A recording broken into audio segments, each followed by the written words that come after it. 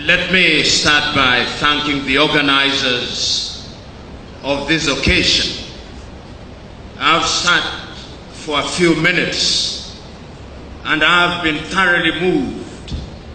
I've used the occasion to send a number of messages to my colleagues in Kenya that a powerful thing is going on in Uganda, and that in the fullness of time, we Kenyans and I hope East Africans must embrace what is happening in Uganda.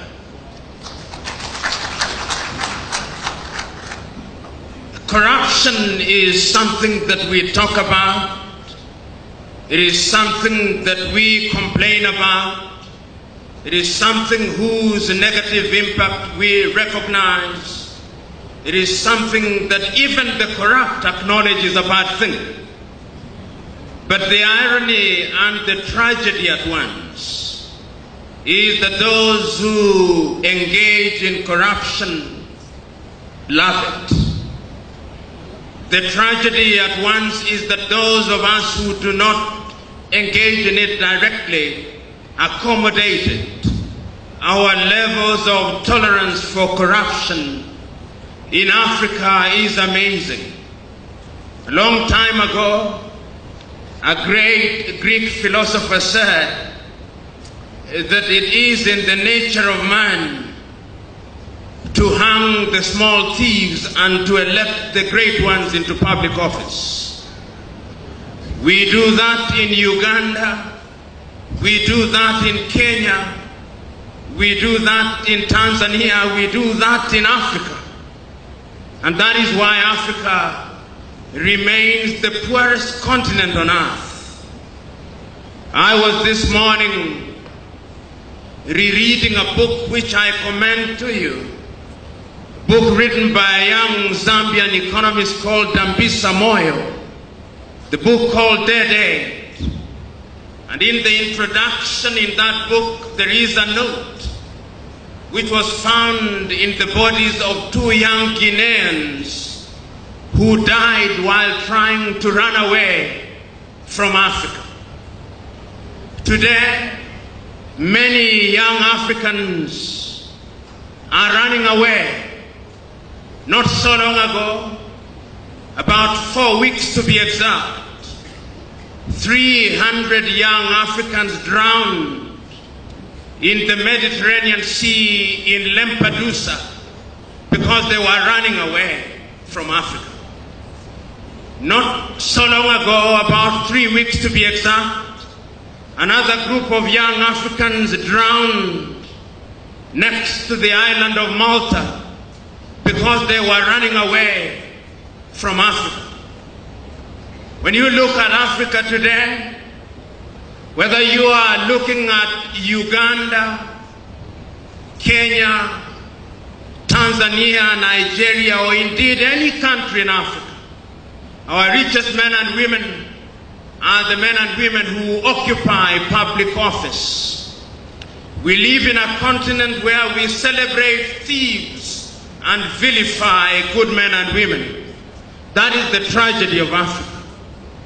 While every other continent in the recent past has moved in the right direction, Africa still remains, in the words of Tony Blair, as the scar in the conscience of humanity.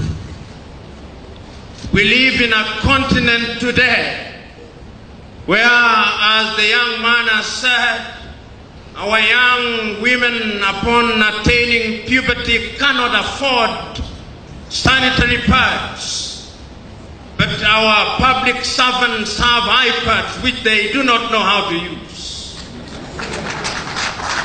We live in a continent today where our leaders who preside over our health sectors have no faith in the health sector.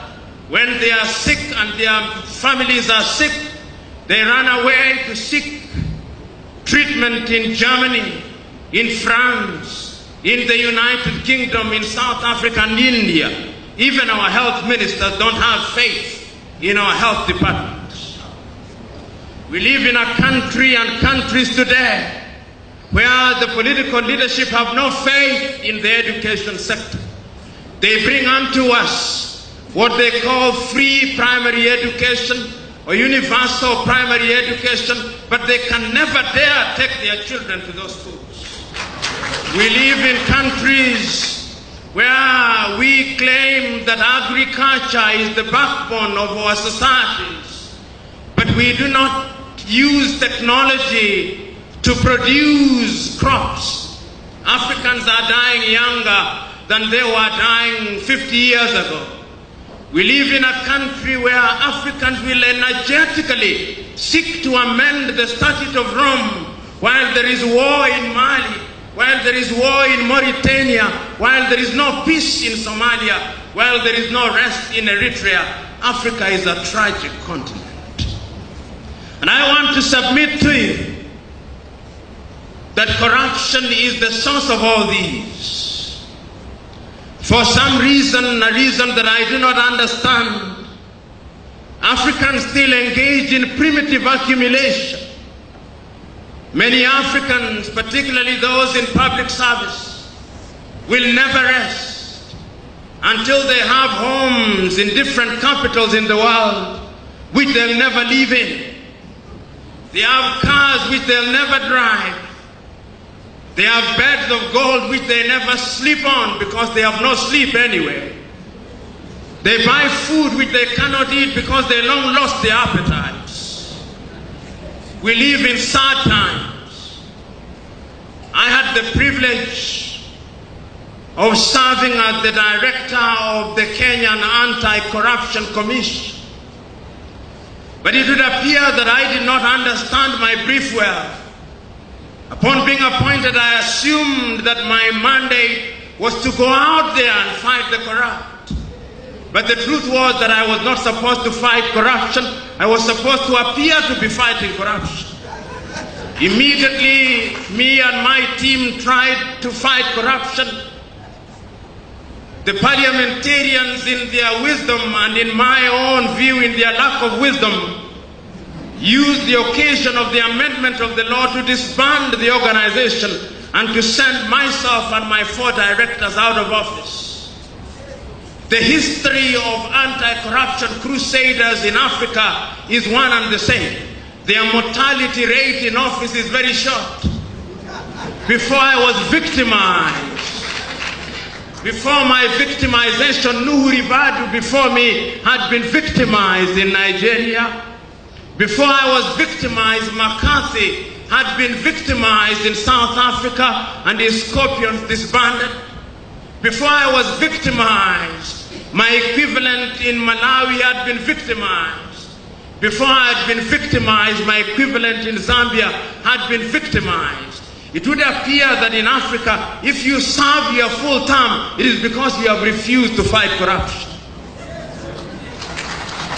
So the question that we must ask here and now, on an occasion such as this, what must Africa do going forward? It gives me great joy that you Ugandans have moved from the drawing table and you have now chosen to go out there to do that which is right and good.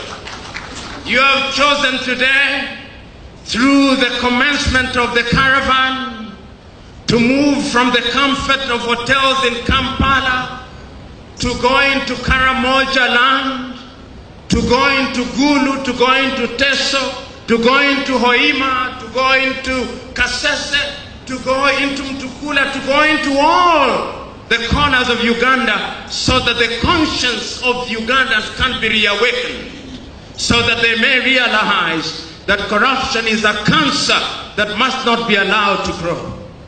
But I want to use this occasion to remind you that it's not going to be easy. The children of darkness, who are the perpetrators of corruption, have one advantage over the children of light. They are well organized. They are prepared to kill. They are prepared to do anything on earth to ensure that their ill-gotten wealth is retained.